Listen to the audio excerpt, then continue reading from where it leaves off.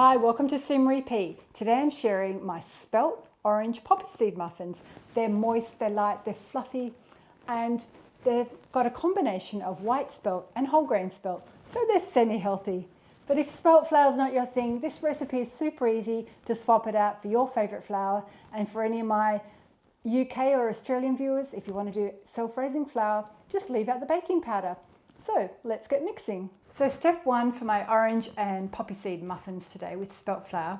Grab a large bowl and pop in spelt flour. I'm using a combination of white spelt flour and whole grain spelt flour. So there's 100 grams of each, so it's 200 grams in total. But if spelt flour is not your thing, use the flour of your choice, and 2 teaspoons of baking powder. And if you're somewhere where you've got self-raising flour, swap it out for 200 grams of self-raising flour and no baking powder. I want to whisk those together with my whisk, and I'm going to pop in 150 grams of white sugar. That's caster sugar. That was about 3/4 of a cup. So we're going to pop that to one side. In this jug I've got some Greek yogurt. So we've got, I'm just checking my notes on my computer, 125 grams or half a cup. And I've already melted some butter and cooled it down before we started filming. We've got 90 mils, or that's 1/3 of a cup, plus about two teaspoons. And then I like to add a little bit of milk as well. So we're just doing I've got oat milk in here. About 60 mils or 1/4 of a cup. I've got 2 large eggs. So we're going to crack them in here and just mix them together. So let's just mix all that together. I'm going to just grab a spatula. We don't really need the whisk. Make it well in the centre and pour all that liquid in.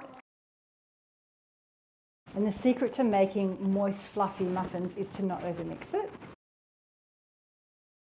So we just combine that till there's no lumps and it's smooth. And we can throw our poppy seeds in. I've got half a cup of the blue grey poppy seeds. And because we're making orange poppy seeds, we need to grab an orange. So I've got 1 whole orange here and I've washed it. So I'm just going to zest it straight into the bowl. And depending on taste, you can either use half an orange or a whole orange. I like lots of orange, so I'm going to try and get all the orange rind off this orange. And it is great to zest it straight into the bowl because you grab all the juices and everything and none of the flavour escapes. So I've got most of the orange off there. So now I'm going to cut my orange in half. And if there's any pips, just remove them. And I'm going to squeeze all the juice out.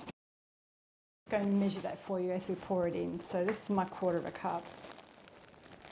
So I'm just going to check whether we need, I don't want to make it too liquidy.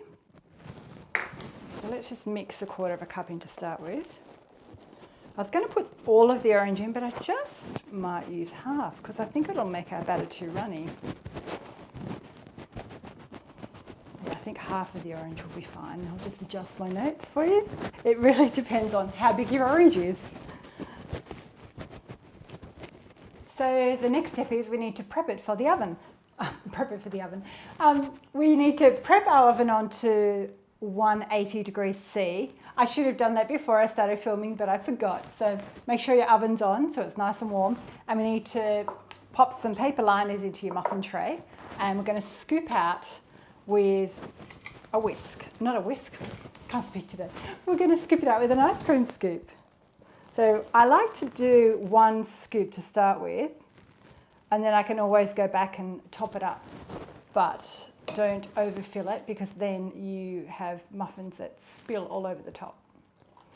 We're looking for about 3/4 of it a way up, 3/4 full.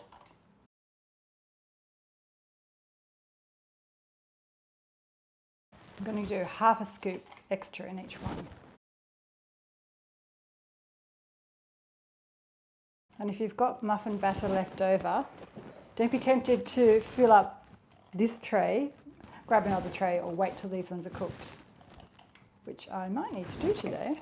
Okay, I've got a little bit left over, So our muffins are all filled and we're just waiting on the oven to be warm enough before we pop them in. And my oven's nice and hot now, so I'm going to bake these until golden brown for about 20 minutes.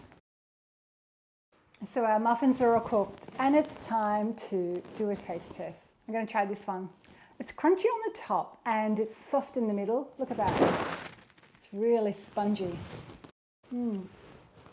Moist, light, not too sweet.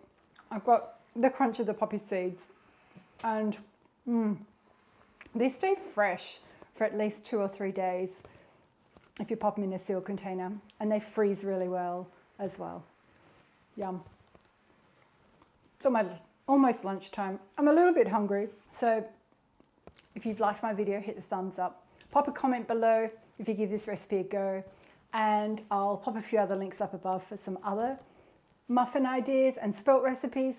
And if you're new here today, consider subscribing. All you need is a Google account and hit the bell, and then you get notified when I've got a new video. I'm trying to do about 3 videos a week. And once again, thanks for watching. I'll see you next time. Bye.